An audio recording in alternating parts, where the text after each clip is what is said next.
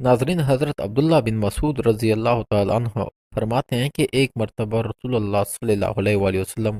کعبہ کے نزدیک نماز پڑھ رہے تھے، اور ابو جہل اور ان کے ساتھیوں نے جب رسول اللہ صلی اللہ علیہ وآلہ وسلم سجدے میں گئے تو اونٹ کی اجڑی کو آپ صلی اللہ علیہ وسلم کے دونوں کندھوں کے درمیان رکھ دیا، یہاں تک کہ سید فاطمہ الزہرا سلام اللہ علیہا آئی اور وہ بوجھ آپ صلی اللہ علیہ وآلہ وسلم کی پیٹھ سے اتار کر پھینکا۔ تب آپ صلی اللہ علیہ وآلہ وسلم نے سر انور اٹھایا، پھر 3 بار فرمایا، یا اللہ تو قریش کو پکڑ لے۔ یہ بات ان کافروں پر بہت بھاری ہوئی کہ آپ صلی اللہ علیہ وآلہ وسلم نے انہیں بددعا دی، اے اللہ ان ظالموں کو ضرور ہلاک کر دے۔ ابو جہل، عتبہ بن ربیہ، شیبہ بن ربیہ، ولید بن عتبہ، امیہ بن خلف اور عتبہ بن ابی معیط کو بھی اس ذات کی قسم جس کے قبضے میں میری جان ہے کہ جن لوگوں کے آپ صلی اللہ علیہ وسلم نے نام لیے تھے، میں نے ان کی لاشوں کو بدر کے کنویں میں پڑا ہوا دیکھا۔